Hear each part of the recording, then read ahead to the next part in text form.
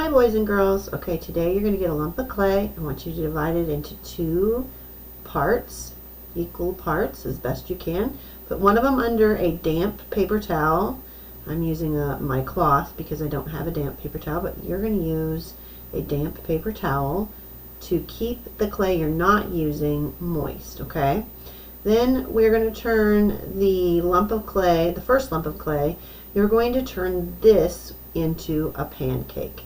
And you can do that any way you want. I'm just going to try a couple of different methods. You can roll it into a ball and then flatten it, or you can just press it on the mat. You can press it with your heel of your hand. You can press it between your hands.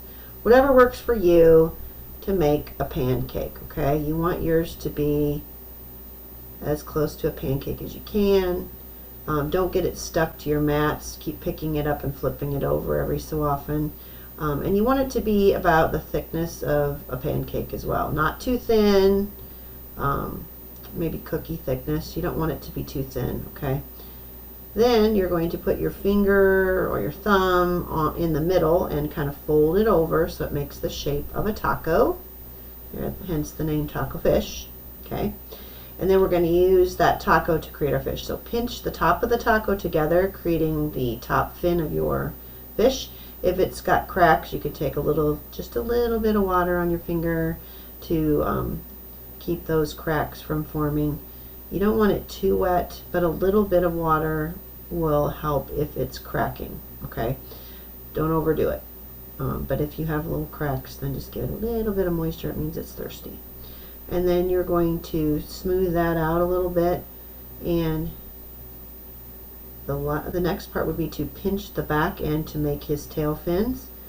You can make those look any way you want. Don't get them too long and skinny though, because they might break off, but kind of form those what you think looks good for your fish. You can have your tail fins like this, flat, or if you want to, you could actually turn them the other way. You know, like that. But if you do them like this, you got to make sure the bottom is flat. So this would probably be a good time to just tap it against the table to make sure you have a nice flat base.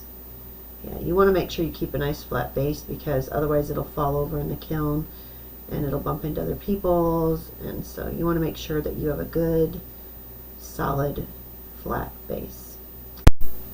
Okay, now the next thing we're going to add is the eyes. So you'll want to get another piece of clay, pinch off a couple of pieces about the size you want your eyes to be. I like to make mine kind of big bulging eyes, so I'm going to make two round balls of clay.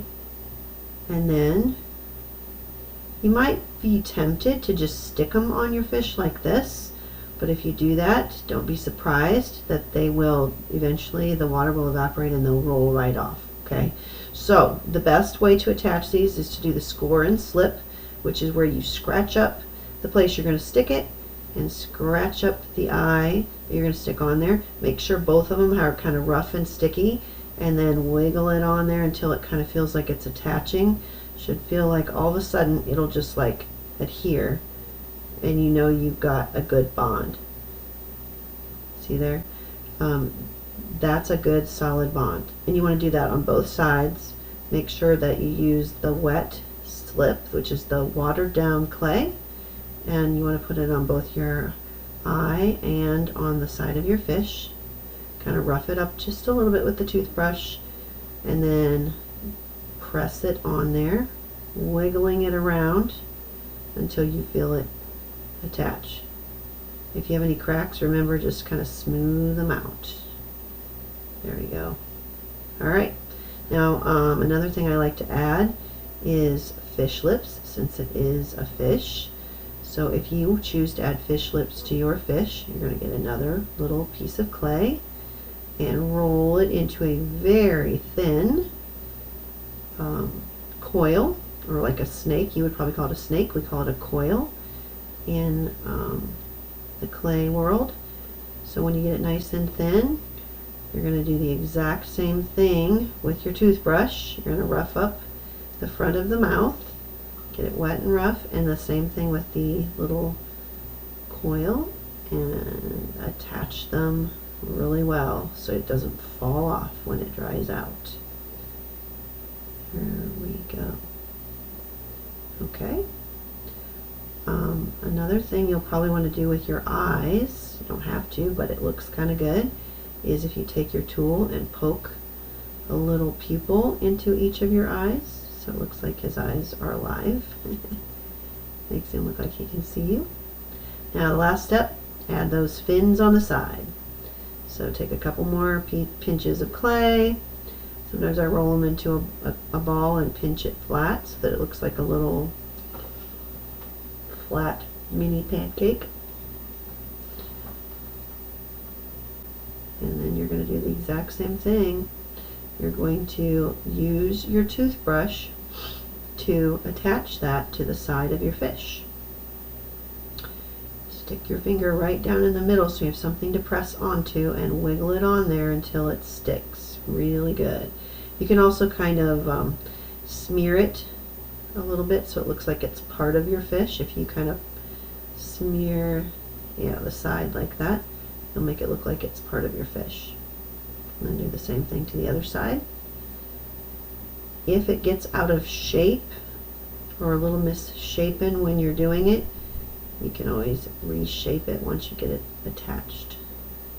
Just kind of press it on. Ooh, this one doesn't want to stick very good.